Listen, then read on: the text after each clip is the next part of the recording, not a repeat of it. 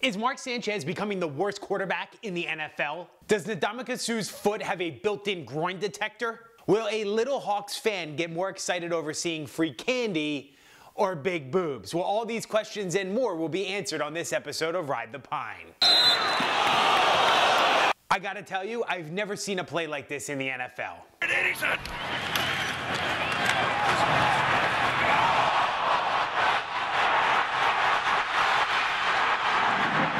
It's like Mark Butt-Fumbles Sanchez was caught off guard by his own 300-pound lineman, who, by the way, barely moved throughout that whole play.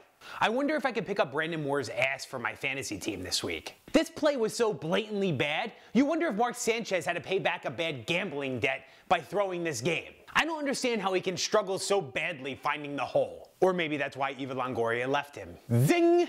Or do you think this is just God's way of getting Tim Tebow to become the starting quarterback? God, is that you? No, Tim, it's John. And I still think you suck.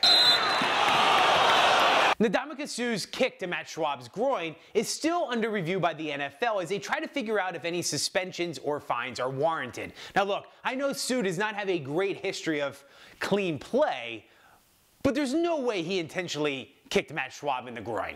The argument you will hear from people is that there's an upward thrust of Suh's foot as he falls to the ground. And I don't really see that.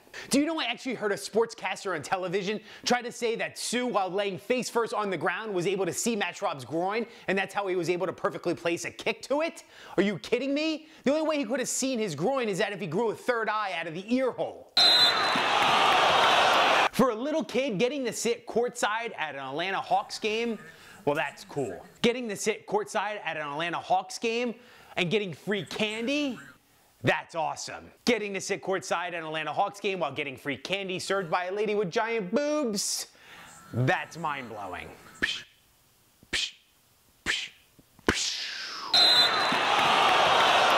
I just want to take 30 seconds to recognize a complete asshat in the sports media. The guy's name is John Lowe, and he's a writer for the Detroit Free Press. Well, Mr. Lowe got a chance to vote for the MLB MVPs, specifically in the American League, and he gave Raul Ibanez a 10th place vote. Yeah, a guy who wasn't even an everyday starter, who batted .240 on the regular season and had 19 home runs. You know what, Mr. Lowe? They should take away your voting privileges, because you're either making a complete mockery of the game or you're just dumb. I'm glad the Miami Dolphins ground crew felt exactly the same way I felt. I said no rain. We'd rather watch grass grow.